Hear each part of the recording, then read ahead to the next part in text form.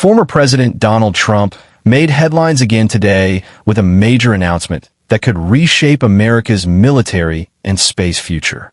Speaking before reporters and supporters, Trump confirmed that the new headquarters of the U.S. Space Command will officially move to Huntsville, Alabama, also known as Rocket City. He called it an historic moment, 7 years in the making, and one that will bring thousands of new jobs and billions of dollars in investment to the region. According to Trump, the decision isn't just about economics. It's about national defense and restoring American leadership in space. Trump said, "This will result in more than 30,000 Alabama jobs and billions of dollars in investment. Most importantly, it will help America defend and dominate the high frontier." The move solidifies Huntsville's position as one of the most important centers for U.S. aerospace and defense. The city already hosts NASA's Marshall Space Flight Center and key Army facilities at Redstone Arsenal. With the arrival of Space Command, Alabama becomes a central hub in the nation's expanding space defense network. Trump thanked state officials, military leaders, and local representatives for their support, including Senators Katie Britt and Tommy Tuberville, who celebrated the decision as a major win for both Alabama and the country. Katie Britt said the project would strengthen the economy and national security, noting that Redstone Arsenal already has the infrastructure and resources needed to expand quickly.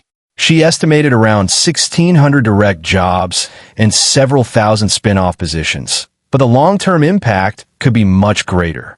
Trump, never shy about his confidence, also joked about his overwhelming win in Alabama during his presidential campaign, saying, "I only won it by about 47 points, but that didn't influence my decision."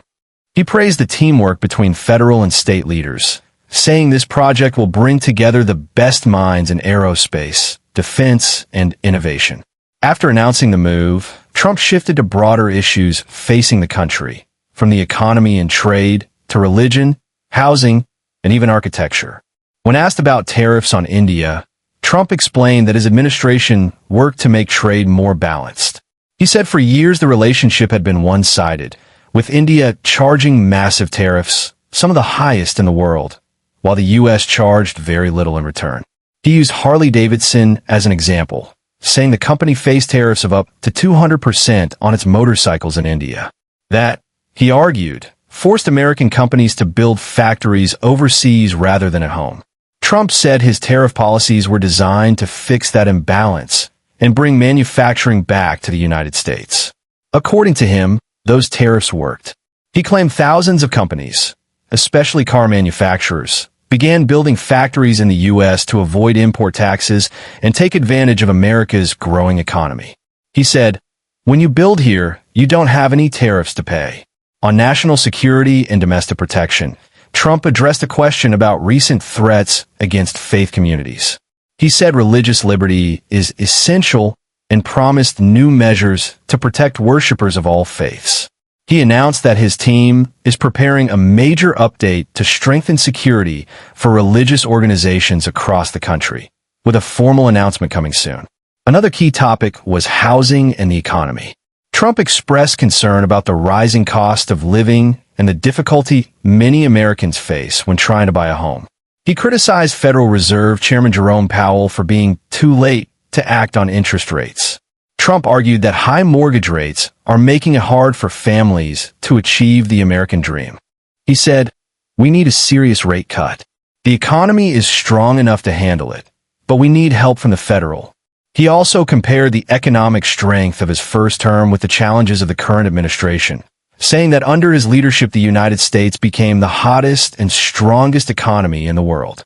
Later in the event, Trump touched on one of his more unique interests, architecture. He discussed his order to bring classical design back to federal buildings, emphasizing beauty, tradition, and craftsmanship. He said, "We want to see beautiful buildings. It's about setting a standard. We're restoring pride in our capital." Trump mentioned plans to beautify Washington, D.C., including repairing roads, cleaning tunnels, removing graffiti, and restoring historic structures. He described it as part of a broader effort to make the capital clean, safe, and proud again. When asked about global developments, Trump commented on the growing cooperation between China, Russia, and North Korea, including a military parade attended by President Putin and Kim Jong-un. He said he was not concerned about those alliances, adding that China still depends heavily on the United States economically. Trump also mentioned he had recently met with President Putin, suggesting the two had a good conversation and that he remained open to future diplomacy, but made it clear the U.S. would stand firm on national defense. The press conference also included a question about a California court ruling that criticized Trump's previous deployment of National Guard troops. He dismissed the decision as politically motivated, calling it the work of a radical left judge, and clarified that the ruling still allowed 300 personnel to remain in place. He closed his remarks by thanking the officials and military leaders who supported the Space Command project, including the Secretaries of Defense and the Air Force. He praised their dedication and said the move to Huntsville will ensure that America remains a leader in space defense for generations to come. Trump reminded everyone that the Space Force and Space Command were both launched under his administration, saying, "We were losing the race in space to China and Russia. Now we're number one, far and away." He also revealed that Space Command will play a major role in developing a new missile defense system he called the Golden Dome, a nationwide shield to protect the U.S. from potential attacks. As the event ended, Trump thanked the crowd again, calling the announcement one of the most important of his post-presidency career. Supporters cheered as he promised continued investment in defense, industry, and American workers. The relocation of U.S. Space Command to Huntsville marks one of the biggest strategic moves in recent U.S. military planning. For Alabama, it's an economic and symbolic victory, securing the state's reputation as a powerhouse in space exploration and national defense.